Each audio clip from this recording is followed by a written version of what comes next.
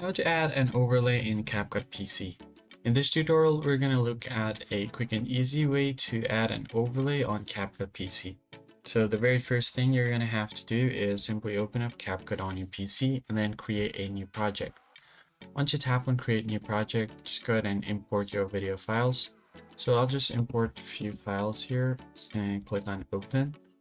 Once you import your files, you can just click on this add icon to add this to your track.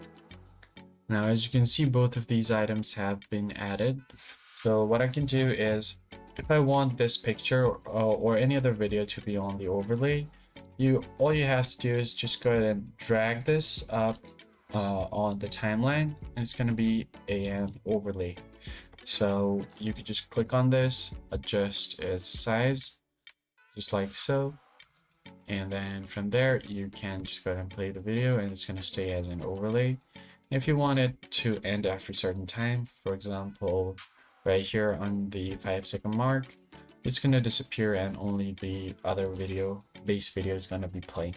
That's basically it, guys. If you found the tutorial helpful, be sure to like the video down below, subscribe to the channel, and I'll catch you guys on the next one.